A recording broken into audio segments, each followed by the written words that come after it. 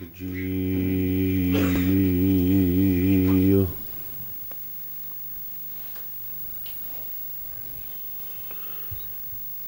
ਇੱਕ ਓੰਕਾਰ ਸਤਿਨਾਮ ਕਰਤਾ ਪੁਰਖ ਨਿਰਭਉ ਨਿਰਵੈਰ ਅਕਾਲ ਮੂਰਤ ਅਜੂਨੀ ਸੈਭੰ ਗੁਰ ਪ੍ਰਸਾਦ ਜੀਤਾ ਜੀਓ ਪਿੰਡ ਸਭ ਤੇਰਾ ਤੂੰ ਅੰਤਰਜਾਮੀ ਪੁਰਖ ਭਗਵਾਨ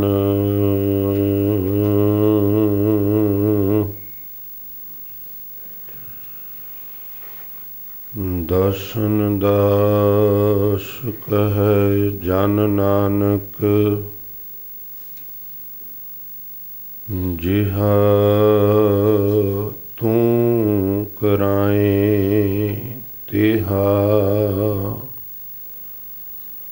ਹਉ ਕਰੀ ਵਖਿਆਨ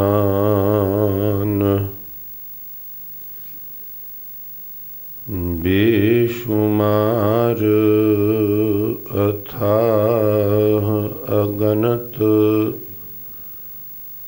ਅਤੁਲੈ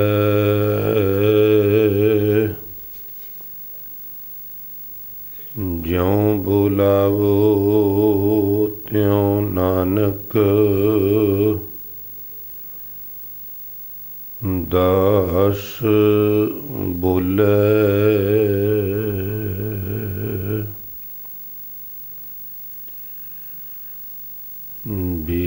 ਬੇਗਮਪੁਰਾ ਸ਼ਹਿਰ ਕੋ ਨਾਉ ਦੁਖ ਅੰਦੋ ਨਹੀਂ ਤੇਹ ਠਾਉ ਬੇਗਮਪੁਰਾ ਸ਼ਹਿਰ ਕੋ ਨਾਉ ਦੁਖ ਅੰਦੋ ਨਹੀਂ ਤੇਹ ਠਾਉ ਨਾ ਤਸਵੀਸ ਖਿਰਾਜ ਨਾ ਮਾਲ ਖੌਫ ਨਾ ਖਤਾ ਨਾ ਤਰਸ ਜਵਾਲ ਅਬ ਮੋਹਿ ਖੂਬ ਵਤਨ ਗਹਿ ਪਾਈ ਊਹਾਂ ਖੈਰ ਸਦਾ ਮੇਰੇ ਭਾਈ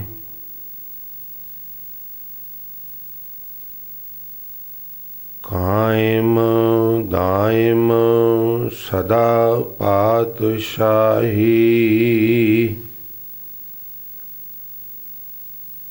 ਦੋਮ ਨਾ ਸੇਮ ਏਕ ਸੋ ਆਹੀ ਆਬਾਦਾਨ ਸਦਾ ਮਸ਼ਹੂਰ ਊਹਾਂ ਗਨੀਮ ਬਸੈ ਮਾਮੂਰ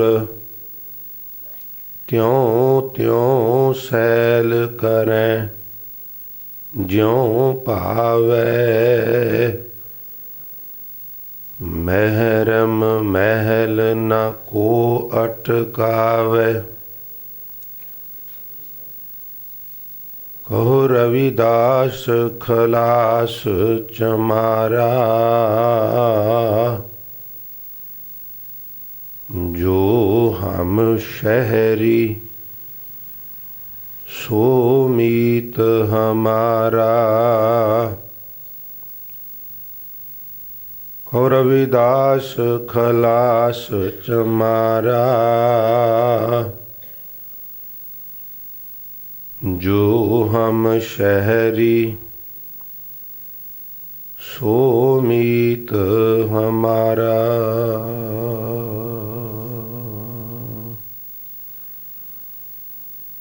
वाहिगुरु जी का खालसा, वाहिगुरु जी की फतेह। परम सन्मान योग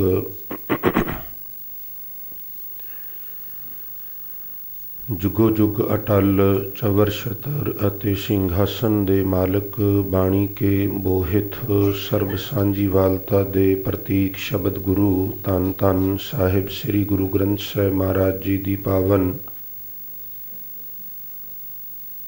पवित्र हजूरी अते जाहर पीर जगत गुर बाबा धन गुरु नानक साहिब महाराज दल भंजन गुर सूरमा बड़ जोधा बो परोपकारी सतगुरु श्री गुरु हरगोबिंद साहिब महाराज सच्चे पातशाह जी की पवित्र चरण छो प्राप्त महान पवित्र इतिहासक स्थान गुरुद्वारा श्री दमदमा साहिब दुगरी लुधियाना विखे सुभाईमान बहुत ही सत्कारयोग गुरु सवारी साध संगत जी वडभागे हो। अमृत वेले की साम संभाल करदियां होया नींद आलस आदि का तर्क त्याग करके बाकायदा सर्दी का मुकाबला करदियां होया गुरु दरबार पहुँच के आप जी हजूर दे सन्मुख नतमस्तक हुंदियां सीस पावन किया है। गुरु सवारियां तो गुरबाणी दे मनोर कीर्तन सरवण करके लाहे प्राप्त कर रहे सो जी। सन्मानयोग साध संगत संगत का सुझाव अते प्रबंधकां दे उपराले सदका भगत रविदास साहब महाराज जी का जो 14 फरवरी नूं जन्मदिन आ रहा है उसनूं सामने रखदियां होया भगत रविदास साहब जी की जिन्नी भी बाणी श्री गुरु ग्रंथ साहब महाराज विच अंकित है निरूपण है कुल 40 शब्द। ये हर वरे की तरह प्रोग्राम बनाया गया भी भगत रविदास जी के जन्मदिन तक भगत रविदास जी की बाणी की लड़ीवार विचार की जाए क्योंकि शब्द 40 ने और साढ़े कोल दिन केवल 30 बचे सन। इस वास्ते छोटे आकार के शब्दों नूं एक दिन विच 2-2 शब्द लैण दा अते वड्डे आकार दे एक दिन विच एक शब्द लैण दा प्रोग्राम बनिया। कल भी दास ने आप जी दे चरनां विच गुरु सवारी साध संगत 2 शब्दों की विचार रखी सी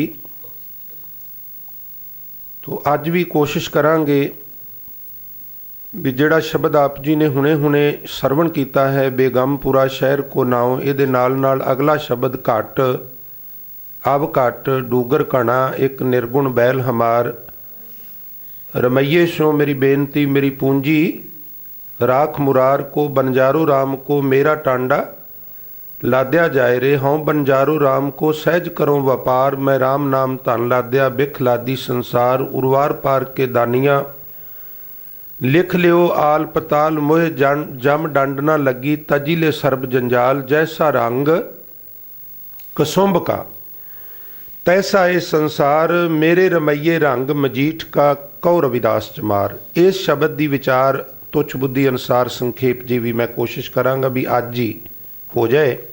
आओ पहला बेगमपुरा शहर को नाव दुख अंधो नहीं ते ठाव वाले शब्द नूं थोड़ा जिहा समझण समझाउण दा यतन करिए। गुरमुखो ये विदत रवे कि गुरबाणी एक ओंकार तो 18 10 20 तक ये सारी गुरबाणी साडे वास्ते सत्कारयोग है। कोई बाणी विचों वधेरे महत्वपूर्ण नहीं ते कोई बाणी घट महत्वपूर्ण नहीं। क्यों मैं बेनती करांगा तुसी जिन्ने शरीर गुरु दरबार विच ते घरां विच सुन रहे हो उचेचा थोड़ा जिहा कंन दिया जे क्योंकि ये गुरबाणी दरगाह विचों आई है। ये गुरबाणी अकाल पुरख की विचारधारा है और ਵੱਖ-ਵੱਖ ਮਹਾਂਪੁਰਸ਼ਾਂ ਤੇ ਆਇਦ ਹੋਈ ਹੈ। 6 ਗੁਰੂ ਸਾਹਿਬਾਨ ਤੇ 15 ਭਗਤ ਸਾਹਿਬਾਨ ਤੇ 11 ਭੱਟ ਸਾਹਿਬਾਨ ਤੇ ਕੁਝ ਸਿੱਖ ਸਾਹਿਬਾਨ ਤੇ ਬਾਣੀ ਇੱਕੋ ਹੀ ਹੈ। ਠੀਕ ਇਸ ਤਰ੍ਹਾਂ ਜਿਸ ਤਰ੍ਹਾਂ ਜਲੰਧਰ ਰੇਡੀਓ ਸਟੇਸ਼ਨ ਤੋਂ ਤੁਸੀਂ ਪ੍ਰੋਗਰਾਮ ਸੁਣਦੇ ਹੋ, ਤੁਸੀਂ ਦਰਬਾਰ ਸਾਹਿਬ ਤੋਂ ਮੰਜੀ ਸਾਹਿਬ ਹਾਲ ਤੋਂ ਕਥਾ ਤੇ ਦਰਬਾਰ ਸਾਹਿਬ ਹਰਮੰਦਰ ਸਾਹਿਬ ਤੋਂ ਲਾਈਵ ਕੀਰਤਨ ਸੁਣਦੇ ਹੋ। तो दरबार साहब एक है, हरमंदर साहब एक है। साढ़े घरां विच टैलीविजन ਵੱਖ-ਵੱਖ कंपनियां दे, किसी घर विच साध संगत ओनीडा दा है, किसी घर विच फिलिप्स दा है, किसी घर दुनिया भर दियां बाजार विच कंपनियां ने। प्रोग्राम कीर्तन हरिमंदर साहब तो आ रहा है और एक सैटेलाइट चैनल के माध्यम नाल आ रहा है, पर साढ़े घरां च टैलीविजन वक्रे वक्रे ने, प्रोग्राम एक जगह तो आ रहा है। रेडियो स्टेशन एक है जलंधर, पर साढ़े घरां ट्रांजिस्टर ते रेडियो ਵੱਖ-ਵੱਖ कंपनियां दे ने, पर प्रोग्राम एक जगह तो रिले हो रहा है, ब्रॉडकास्ट हो रहा है। गुरबाणी दरगाह चों आ रही है, वो कदी गुरु साहबान ते आ रही है, कदी भगत साहबान ते आ रही है, कदी भट्ट साहबान ते आ रही है, कदी सिख साहबान ते आ रही है। इक्का बाणी एक गुर इक्को शब्द विचार। तो ये सारी बाणी सिख वास्ते सत्कार योग है और विचारण योग है। आओ भगत रविदास जी का जो 40 शब्दों विचों ये तीजा शब्द है, इस पवित्र शब्द की विचार असी सारे रल मिल के गुरु चरणों में करिए। दास साहब जी के चरणों में बेनतियां करे। इस तो पहला मन की एकाग्रता ते रसना की पवित्रता वास्ते सारी संगत कृपा करो ते प्यार भेज खुब के इकट्ठे होके उचारण करो अते आखो जी सतनाम सिरे। आरंभक बोल हन बेगम पुरा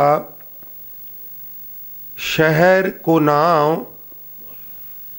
दुख अंदोह नहीं तेह ठाव। भगत रविदास साहब महाराज कहते ने भी मैं हुण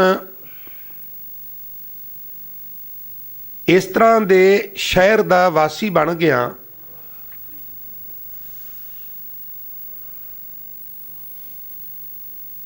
जिथे कोई गम नहीं।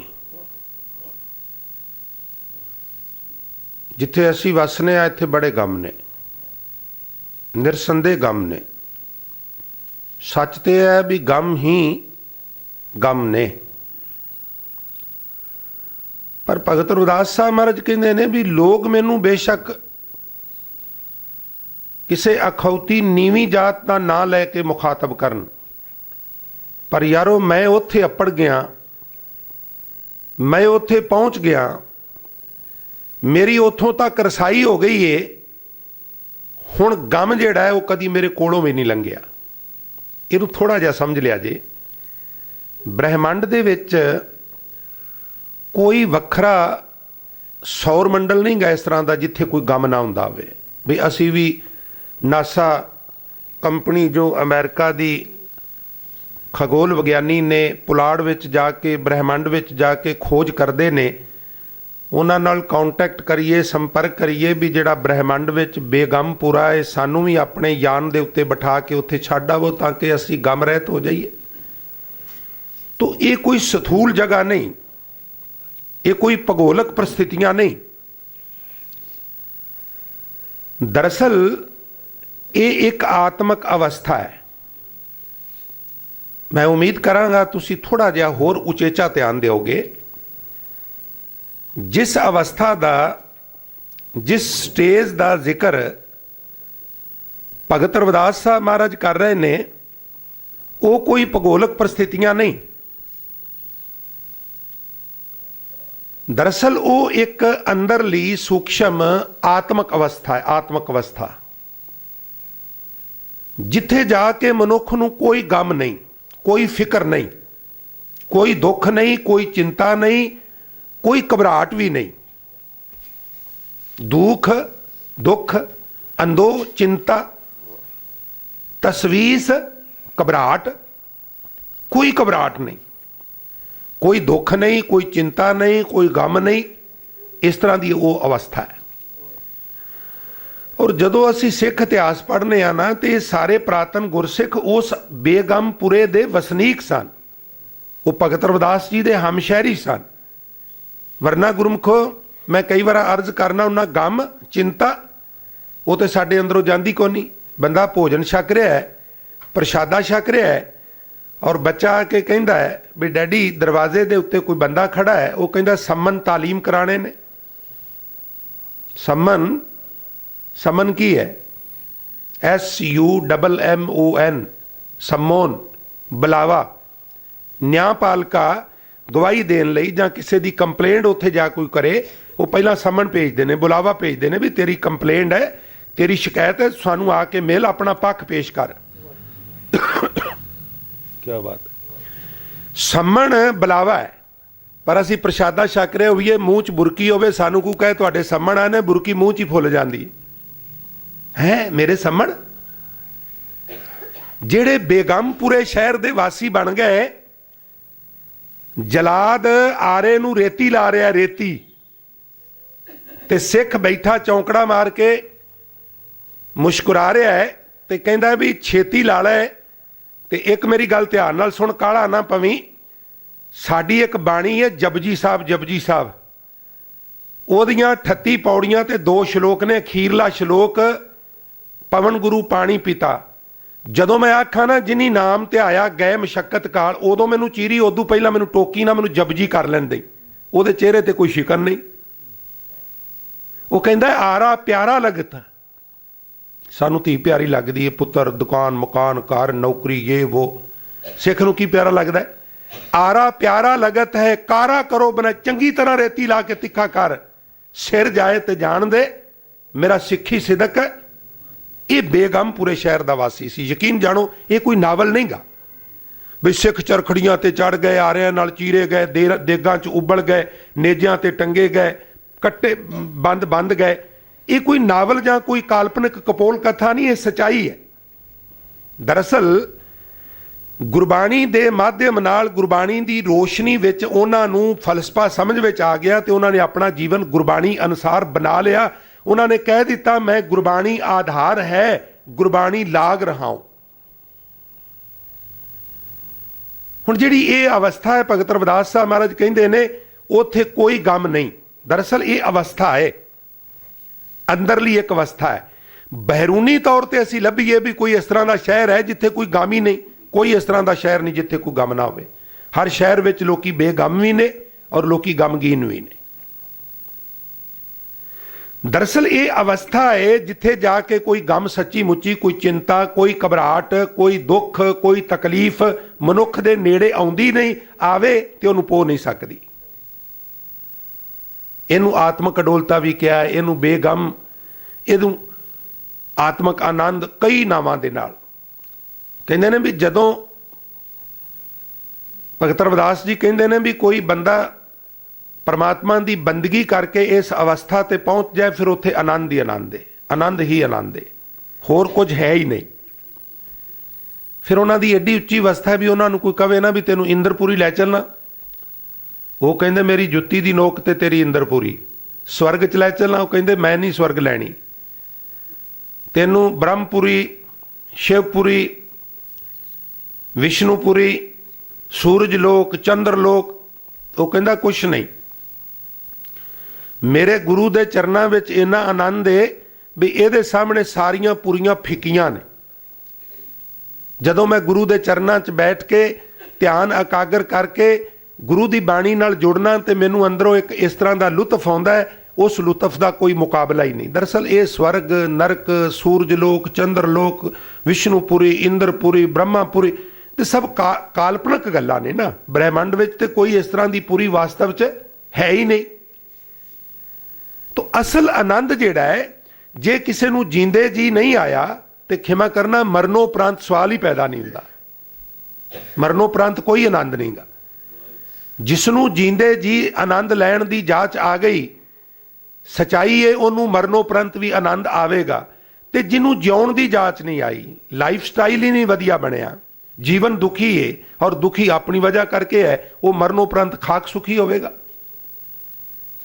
ਜਿਨ੍ਹਾਂ ਨੂੰ ਸਮਝ ਆਈ ਉਹ ਕਹਿੰਦੇ ਨੇ ਤੈ ਹੈ ਪਾਵਸ सिंध धूप नहीं छैया, तै उत्पत परलो नाही, जीवन मृत न दुख सुख व्यापै, सुन समाद दो तै नाही, सहज की अकथ कथा है नरारी, तुल नहीं चढ़ै, जाए ना मुकाती, हल्की लगे ना भारी।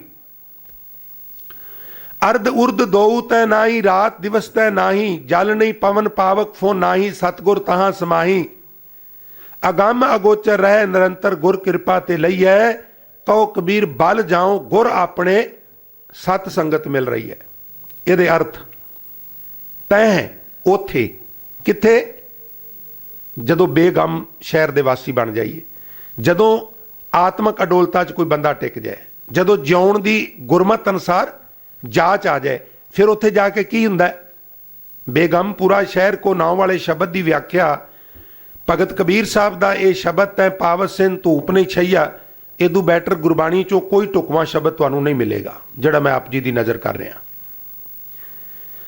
ਭਗਤ ਕਬੀਰ ਸਾਹਿਬ ਮਹਾਰਾਜ ਵੀ ਸਹਿਜ ਦੀ ਬੇਗਮਪੁਰੇ ਦੀ ਵਿਆਖਿਆ ਕਰਦੇ ਕਹਿੰਦੇ ਨੇ ਵੀ ਜਦੋਂ ਮਨੁੱਖ ਉਸ ਅਵਸਥਾ ਤੇ ਪਹੁੰਚ ਜਾਏ ਨਾ, ਪਾਵਸ, ਪਾਵਸ ਕਹਿੰਦੇ ਬਾਰਿਸ਼ ਨੂੰ, ਬਾਰਿਸ਼ ਕੌਣ ਕਰਦਾ ਹੈ? ਮੈਥੋਲੋਜੀ 'ਚ ਇੰਦਰ, ਮੀਂਹ ਪਵੇ, ਹੁਣ ਵੀ ਸਾਡੇ ਸਿਆਣੇ ਲੋਕ ਕਹਿੰਦੇ ਇੰਦਰ ਖੁਸ਼ ਹੋ ਗਿਆ, ਮਿੱਥ ਇੱਕ, ਹਾਲਾਂਕਿ ਇਹ ਤੇ ਰਸਾਇਣ ਕਿਰਿਆ ਵੀ ਬਹੁਤ ਜ਼ਿਆਦਾ ਗਰਮੀ ਇੰਨੀ ਹੋ ਜਾਏ ਵੀ ਸਾਰੇ ਸਪੇਸ 'ਚ ਹਵਾ ਹੈ ਨਾ, 1 ਇੰਚ ਜਗ੍ਹਾ ਵੀ ਹਵਾ ਤੋਂ ਖਾਲੀ ਨਹੀਂ, ਪਰ ਕਦੀ ਕਦੀ ਗਰਮੀ ਇੰਨੀ ਹੁੰਦੀ ਹੈ, ਸਾਇੰਸਦਾਨ ਕਹਿੰਦੇ ਨੇ ਵੀ ਸਪੇਸ ਵਿੱਚ ਵੱਡੇ ਵੱਡੇ ਮਗੋਰੇ ਹੋ ਜਾਂਦੇ ਨੇ ਜਿੱਥੇ ਹਵਾ ਵੀ ਨਹੀਂ ਹੁੰਦੀ, ਬਿਲਕੁਲ ਖਾਲੀ, ਔਰ ਫਿਰ ਬੜੀ ਤੇਜ਼ੀ ਦੇ ਨਾਲ ਜਿਹੜੀਆਂ ਹਵਾਵਾਂ ਨੇ ਉਹਨਾਂ ਦਾ ਉੱਥੇ ਪ੍ਰੈਸ਼ਰ ਬਣਦਾ ਹੈ, ਔਰ ਇਹ ਇੱਕ ਲੰਬੀ ਚੌੜੀ ਪ੍ਰਕਿਰਿਆ ਹੈ, ਸਾਇੰਸ ਦਾ ਵਿਸ਼ਾ ਹੈ। ਇੰਦਰ ਦੇ ਕੁਝ ਵਸ ਨਹੀਂ, ਪਰ ਇੱਕ ਮਿੱਥ ਹੈ। ਗੁਰਬਾਣੀ ਨੇ ਕੁਝ ਮਿੱਥਾਂ ਲੈ ਕੇ ਸਾਨੂੰ ਗੱਲ ਸਮਝਾਉਣ ਦਾ ਯਤਨ ਕੀਤਾ ਹੈ। ਪਾਵਸ ਬਾਰਿਸ਼, ਬਾਰਿਸ਼ ਦਾ ਦੇਵਤਾ ਇੰਦਰ, ਕੀ ਬਾਤ ਹੈ। ਔਰ ਜਿੱਥੇ ਇੰਦਰ ਰਵੇ ਉਹ ਇੰਦਰਪੁਰੀ। ਭਗਤ ਕਬੀਰ ਸਾਹਿਬ ਮਹਾਰਾਜ ਕਹਿੰਦੇ ਉਸ ਅਵਸਥਾ, ਸਹਿਜ ਦੀ ਅਵਸਥਾ ਜਾ ਕੇ ਬੰਦੇ ਨੂੰ ਇੰਦਰਪੁਰੀ ਦੇ ਵਿੱਚ ਵਾਸ ਕਰਨ ਦੀ ਕੋਈ ਲਾਲਸਾ ਨਹੀਂ ਰਹਿੰਦੀ। ਉਹਨੂੰ ਕੋਈ ਕਵੇ ਵੀ ਤੈਨੂੰ ਇੰਦਰਪੁਰੀ ਲੈ ਚੱਲੀ, ਉਹ ਕਹਿੰਦਾ ਵੀ ਮੈਨੂੰ ਇੰਦਰਪੁਰੀ ਨਹੀਂ ਚਾਹੀਦੀ। ਗੜਸ਼ੰਕਰ ਵਾਲੇ ਭਾਈ ਸਾਹਿਬ ਦੀ ਕਥਾ ਤੁਸੀਂ ਬੜੀ ਵਾਰਾਂ ਸੁਣੀ ਹੋਵੇਗੀ। ਜੋਗੀ ਕਹਿੰਦਾ ਜਿਹੜਾ ਮੇਰੇ ਦਰਸ਼ਨ ਕਰੇਗਾ ਉਹਨੂੰ 1 ਦਿਨ ਦਾ ਸਵਰਗ ਮਿਲੇਗਾ, ਜਿਹੜਾ ਇਦਾਂ ਕਰੇਗਾ ਉਹਨੂੰ ਇਹ ਮਿਲੇਗਾ, ਉਹ ਮਿਲੇਗਾ। ਸਾਰਾ ਗੜਸ਼ੰਕਰ ਵਿਹਲਾ ਹੋ ਕੇ ਉਹਦੇ ਘਰ ਚਲਾ ਗਿਆ, ਭਾਈ ਸਾਹਿਬ ਨਹੀਂ ਗਏ, ਆਪ ਚੱਲ ਕੇ ਆਇਆ। ਸਿੱਖਾ ਲੋਕ ਤੇ ਮੇਰੇ ਘਰ ਆਉਂਦੇ ਨੇ, ਮੈਂ ਤੇਰੇ ਘਰ ਆਇਆ, ਦਰਵਾਜ਼ਾ ਖੋਲ ਕੇ ਮੇਰੇ ਦਰਸ਼ਨ ਤੇ ਕਰ ਲੈ। ਸਿੱਖ ਅੰਦਰੋਂ ਆਵਾਜ਼ ਦਿੰਦਾ ਵੀ ਚਲਾ ਜਾ, ਮੈਨੂੰ ਤੇਰੇ ਦਰਸ਼ਨਾਂ ਦੀ ਲੋੜ ਨਹੀਂ। ਜੋਗੀ ਪ੍ਰਭਾਵਿਤ ਹੁੰਦਾ ਹੈ, ਕਹਿੰਦਾ ਕਿਉਂ? ਸਿੱਖ ਕਹਿੰਦਾ ਵੀ ਗੁਰੂ ਦੇ ਚਰਨਾਂ ਵਿੱਚ ਉਹ ਆਨੰਦ ਮਿਲਦਾ ਹੈ ਜਿਹੜੇ ਤੇਰੇ ਸਵਰਗ ਵਿੱਚ ਕਦੀ ਮਿਲ ਹੀ ਨਹੀਂ ਸਕਦਾ। ਔਰ ਇੰਨਾ ਪ੍ਰਭਾਵਿਤ ਹੁੰਦਾ, ਕਹਿੰਦਾ ਸਿੱਖਾ ਮੈਂ ਤੇ ਝੂਠ ਬੋਲ ਰਿਹਾ ਸਾਂ, ਕਿਰਪਾ ਕਰ ਮੈਨੂੰ ਵੀ ਇਸ ਤਰ੍ਹਾਂ ਦੇ ਗੁਰੂ ਦੇ ਚਰਨਾਂ 'ਚ ਲੈ ਚੱਲ, ਜਿਹਦੇ ਚਰਨਾਂ 'ਚ ਜਾ ਕੇ ਇੰਨੀ ਦ੍ਰਿੜਤਾ ਆ ਜਾਂਦੀ ਹੈ ਵੀ ਕੋਈ ਸਵਰਗ ਵੀ ਦੇ ਤੇ ਸਿੱਖ ਠੁੱਡਾ ਮਾਰ ਦਿੰਦਾ ਹੈ। ਉਹ ਗੁਰੂ ਦੇ ਚਰਨਾਂ 'ਚ ਆਇਆ, ਭਾਈ ਤਲੋਕਾ ਜੀ ਉਹਨੂੰ ਲੈ ਕੇ ਆਏ ਗੜਸ਼ੰਕਰ ਵਾਲੇ। ਭਗਤ ਕਬੀਰ ਸਾਹਿਬ ਮਹਾਰਾਜ ਕਹਿੰਦੇ ਨੇ ਉੱਥੇ ਜਾ ਕੇ ਇੰਦਰਪੁਰੀ ਵਿੱਚ ਵਸਣ ਦੀ ਲਾਲਸਾ ਨਹੀਂ ਰਹਿੰਦੀ। ਸਿੱਖ ਨੂੰ ਕੋਈ ਕਵੇ ਤੈਨੂੰ ਇੰਦਰਪੁਰੀ ਲੈ ਚਲਾਂ, ਉਹ ਕਹਿੰਦਾ ਮੈਨੂੰ ਨਹੀਂ ਚਾਹੀਦੀ। ਤਹਿ ਪਾਵਸ ਬਾਰਿਸ਼, ਬਾਰਿਸ਼ ਇੰਦਰ ਦੇ ਵਸ, ਇਸ ਦੀ ਇੰਦਰਪੁਰੀ ਇਹਦੇ ਅਰਥ ਕਰਾਂਗੇ। ਸਿੰਧ ਸਮੁੰਦਰ, ਵਿਸ਼ਨੂਪੁਰੀ। ਤਹਿ ਪਾਵਸ ਸਿੰਧ ਧੂਪ ਸੂਰਜ ਲੋਕ, ਸ਼ਈਆ ਚੰਦਰ ਲੋਕ, ਇੰਦਰਪੁਰੀ ਵਿਸ਼ਨੂਪੁਰੀ, ਸੂਰਜ ਲੋਕ, ਚੰਦਰ ਲੋਕ। ਤੈ ਉਤਪਤ, ਉਤਪਤੀ ਕੌਣ ਕਰਦਾ ਹੈ? ਬ੍ਰਹਮਾ, ਮਿੱਥ ਅਨੁਸਾਰ। ਬ੍ਰਹਮਪੁਰੀ। ਤੈ ਪਾਵਸ ਸਿੰਧ ਧੂਪ ਨਹੀਂ ਛਈਆ, ਤੈ ਉਤਪਤ ਬ੍ਰਹਮਪੁਰੀ ਤੇ ਪਰਲੋ ਸ਼ਿਵਪੁਰੀ ਨਹੀਂ। ਉਸ ਅਵਸਥਾ ਵਿੱਚ ਜਾ ਕੇ ਮਨੁੱਖ ਦੇ ਅੰਦਰ ਇੰਦਰਪੁਰੀ ਜਾਣ ਦੀ ਲਾਲਸਾ, ਵਿਸ਼ਨੂਪੁਰੀ ਜਾਣ ਦੀ ਲਾਲਸਾ, ਸੂਰਜ ਲੋਕ ਜਾਣ ਦੀ ਲਾਲਸਾ, ਚੰਦਰ ਲੋਕ ਜਾਣ ਦੀ ਲਾਲਸਾ, ਬ੍ਰਹਮਪੁਰੀ ਜਾਣ ਦੀ ਲਾਲਸਾ, ਸ਼ਿਵਪੁਰੀ ਜਾਣ ਦੀ ਲਾਲਸਾ ਨਹੀਂ ਰਹਿੰਦੀ। ਜੀਵਨ ਮਿਰਤ ਨਾ ਦੁੱਖ ਸੁੱਖ ਵਿਆਪੈ। ਮੌਤ ਦਾ ਖੌਫ ਨਹੀਂ ਰਹਿੰਦਾ ਵੀ ਹਾਏ ਮੈਂ ਮਰ ਨਾ ਜਾ, ਤੇ ਹੋਰ ਜਿਉਣ ਦੀ ਲਾਲਸਾ ਵੀ ਨਹੀਂ ਰਹਿੰਦੀ ਵੀ ਮੇਰੀ ਉਮਰ ਹੋਰ ਲੰਬੀ ਹੋ ਜਾਏ। ਉਹਦੀ ਮੌਜ ਵਿੱਚ ਹੋ ਜਾਏ ਤੇ ਤਾਂ ਵੀ ਠੀਕ ਹੈ, ਉਹਦੀ ਮੌਜ ਵਿੱਚ ਮੌਤ ਆ ਜਾਏ ਤੇ ਤਾਂ ਵੀ ਠੀਕ ਹੈ। ये वो अवस्था है। जीवन मिरत मौत, होर जिउण दी लालसा ते मौत दा डर, उस अवस्था विच मनुख नूं नहीं पो सकदे। किस अवस्था च? सहज दी अवस्था विच, बेगमपुरे शहर दे वासी बन के। कह लगे जीवन मिरत ना दुख सुख व्यापै सुन, समाध अफुर अवस्था हो जाती है। दो तै ना ही, अद्वैत नहीं रहिंदा। ਇਹਦੇ ਨਾਲੋਂ मैं चंगा वा, ये मेरे नाल माड़ा है, ये बद है, ये नेक है, ये उच्चा है, ये नीवा। बंदे दे अंदर ये भावना नहीं रहिंदी। जिहदे अंदर ये भावना अजे है वो अजे सहज अवस्था च नहीं पहुंचिया। जीवन मिरत ना दुख सुख व्यापै सुन, समाध दो तै नाही, सहज की अकथ कथा है निरारी। बेगमपुरे दी कथा, सहज दी कथा, आत्मक अडोलता दी कथा बिल्कुल अलग है, बिल्कुल न्यारी है। तुल नहीं चढ़े ਉਹਦੇ ਨਾਲ तकड़ी लैके ना, तकड़ी तराजू लैके एक पासे सहज नूं पा दईए, एक पासे कोई होर चीज़ पाईए भी सहज नूं तोलीए, आत्मक अवस्था नूं तोलीए बई ये फलानी अवस्था नालों भारी है कि हौली है। भगत कबीर साहब महाराज कहते हैं भी इहनूं किसी होर चीज़ नाल तोलिया नहीं जा सकता। तुलना शब्द है ना जिहड़ा, तुलना तुलना करनी, ये तोलन तो ही पैदा हुई है। इनू किसी नाल तोलिया नहीं जा सकता, तुलना नहीं की जा सकती।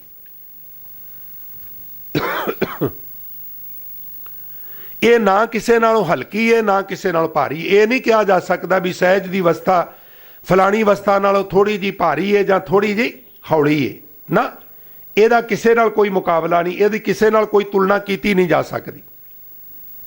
तुल नहीं चढ़े जाए ना मुकाती, हल्की लगे ना भारी। अर्ध उर्द दो तय नाही, रात दिन तय नाही। अर्ध मैंने उच्चा, उर्द मैंने नीवा, उच्चे नीवे दी वितकरा। रात दिनस तय नाही, रात नूं मनुख की करदा, सौंदा, दिने जागदा। उत्थे जाके ना ते माया दी गाफलता दी नींद व्यापदी है ते ना ही मनुख दी मन दी भटकना हुंदी, क्योंकि दिने असीं भटकने आ ते रात नूं सौने आ। इहदे तो सेंस की लैनी है भी माया दी गाफलता च मनुख आत्मक अडोलता वाला सौंदा भी नहीं ते माया दी भटकना विच फिर भटकदा भी नहीं। अर्ध उर्द दो तै नाही, रात दिनस तै नाही, जल नहीं पवन पावक फुन नाही। जल मैंने पानी, पानी चिक्कड़ पैदा करदा, वकारां दा चिक्कड़ नहीं हुंदा उत्थे मनुख दे जीवन च। पवन हवा किसी चीज़ नूं एक थां ते दूजी थां ते ले जांदी है। पवन दे अर्थ ने मन दी भटकना। पावक मैंने अग, तृष्णा दी अग। उत्थे मनुख दे जीवन च ना वकार रहिंदे ने, ना मन दी भटकना रहिंदी है, ना तृष्णा दी ते वकारां दी अग रहिंदी है। जल नहीं पवन पावक फुन नाही, सतगुर तहां समाही। उत्थे सतगुरु ही अंदर समाए हुंदे ने, होर कुछ नहीं हुंदा, कोई वकार नहीं हुंदे। अगम अगोचर रह निरंतर, उस अवस्था विच मनुख दे अंदर अपहुंच बेअंत अकाल पुरख वैगुरू ही वसिया रहिंदा है, अंदर टिकिया रहिंदा है और लगातार टिकिया रहिंदा है। निरंतर, निर अंतर, लगातार अकाल पुरख दा वासा, गुरु दा वासा। अगम अगोचर रह निरंतर, पर अखीर च पता की कहंदे, गुर किरपा ते लईए। गुरु की किरपा नाल इस अवस्था दे धारनी बनया जा सकता, उंज नहीं बनया जाता। कहो कबीर बल जाओ गुर अपने, सत संगत मिल रही है। एक ते गुरु की किरपा, दूसरा संगत की असीस। संगत में जुड़ना बहुत लाजमी है। भावें अजकल सैटेलाइट चैनल के उत्ते घर बैठे भी तुसी आनंद लै सकते हो, पर जो संगत में आके बात बनती है वो घर बैठे नहीं आती। मैं बेनती करदियां क्यों? कहंदे ने कोई मुटियार लड़की पैदल पंध करदी सी पई ते रस्ते च दरिया आ गया ते डर के